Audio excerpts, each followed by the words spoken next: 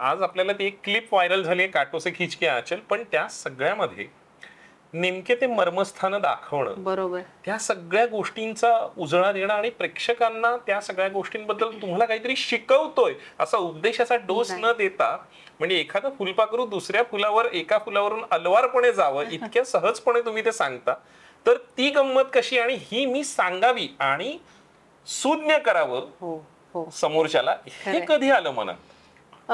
मी म्हटलं ना की गाणी ऐकत ऐकतच मी मोठी झाले. म्हणजे ह्याचं मूळ माझ्या घरात आहे की माझे आईवडील अतिशय संगीतप्रेमी असल्याने आणि त्यांच्या पोटी मी जन्म घेतला आहे, माझं भाग्य आहे. कारण ही जी सुवर्ण काळातली गाणी आहेत ना ती ऐकतच मी मोठी झाली आहे. पण ह्या गाण्यांवर घरात चर्चा होत असे, हे गाणं किती छान आहे, काय रफीचा आवाज लागलाय, काय लताबाई गात आहेत, हे असं सतत सुरू होतं. पण मी जेव्हा वाद्यवृंदांमध्ये गायले ना तेव्हा अगदी नेमकेपणी सांगायचं तर गाण्यांवरच्या चर्चा, स्टेजवरती गाणी अनेक वेळा आम्ही अनंत वेळा म्हणायचो, कारण एक 20-25 गाण्यांवर खूप काही गोष्टी चालायच्या मराठीत आणि हिंदीत. लोकप्रिय गाण्यांची एक यादी असायची आणि गाणी बसली म्हणजे पुढचं बस. हा, म्हणजे ती आम्ही म्हणायचो की अरे ही गाणी आपण किती वेळा म्हणतो.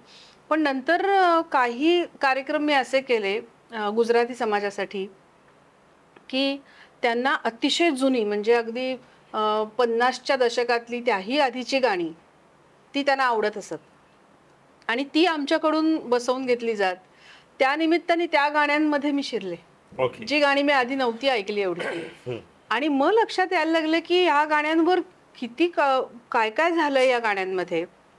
आणि त्या गाण्यांवर म्युझिशियन्स मध्ये चर्चा व्हायची, क्वचित कॉर्ड्सवरनं भांडणं व्हायची त्यांच्यात वादकांमध्ये, आणि असा कॉर्ड नव्हता तो तसा होता, मग तो पीस तसा होता.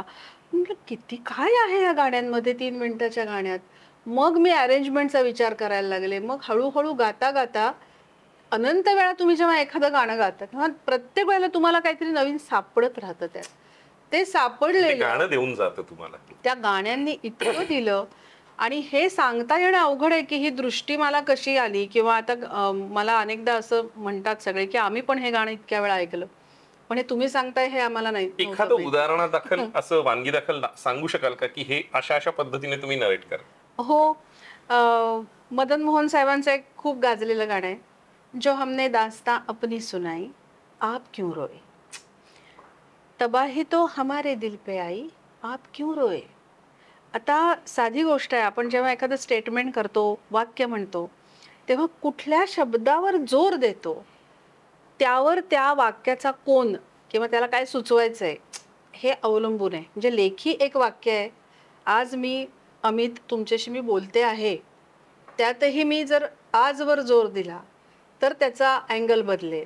आज मी तुमच्याशी बोलते आहे किंवा मी आज तुमच्याशी बोलते, तर तो भाव मला इथंही आढळला की एकदा आप वर जोर येईल, एकदा क्यों वर जोर येईल.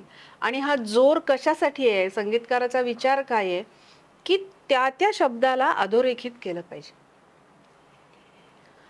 जो हमने दास्तां अपनी सुनाई आप क्यों रोए, आप वर जोर आहे. तबाही तो हमारे दिल पे आई आप क्यों रोए. ह्यात तो क्यों वर शिफ्ट झाला, आणि तो शिफ्ट करण्यासाठी, तो तिथे नेण्यासाठी तिथे एक हरकत ठेवली गेली. आपण म्हणतो ना इथे काहीतरी करूया. एखाद्या चित्रात सुद्धा चित्रकार तुम्हाला जर त्याला असं वाटत असेल की बघणाऱ्याचं लक्ष ह्या कॉर्नरकडे गेलं पाहिजे, ह्या बिंदूकडे, तो तिथे काहीतरी करतो. तो त्यांचा एक ती दृष्टी असते. हे सगळं काय आहे माहितीये का, हे सॉन्ग एस्थेटिक्स आहे. हा खूप महत्वाचा विचार आहे. संगीताचं सौंदर्यशास्त्र आपल्याकडे आधी नव्हतं असं नाही. शास्त्रीय संगीताचं सौंदर्यशास्त्र आहे, साहित्याचं सौंदर्यशास्त्र आहे, किंबहुना सौंदर्यशास्त्र ही शाखाच साहित्यातून आलेली आहे मूळ. आणि तिच्या ह्या सगळ्या उपशाखा झाल्या की संगीताचं वेगळं, मग नाट्यकलेचं वेगळं, चित्रकलेचं वेगळं. प्रत्येक कलेला सौंदर्यशास्त्र आहेच.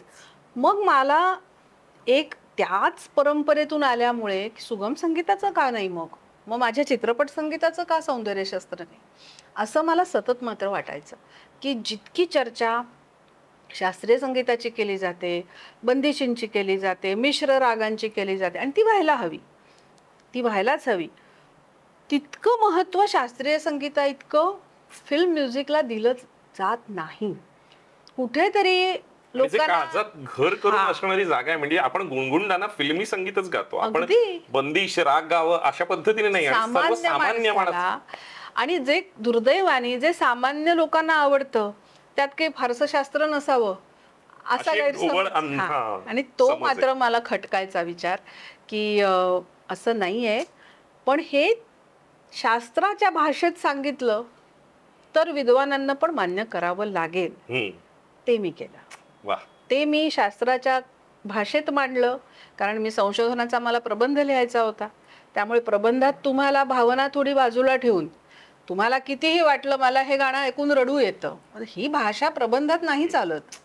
तेव्हा ती तर्काच्या आणि शास्त्राच्या तुम्हाला ते कसोटीवरच सिद्ध करावं लागतं, आणि मग ते करू शकले म्हणून मला काही ठाम विधानं करता आली, आणि मग ते विद्वानांना पण मान्य झालं की नाही, ह्याची दखल आपल्याला घ्यायची.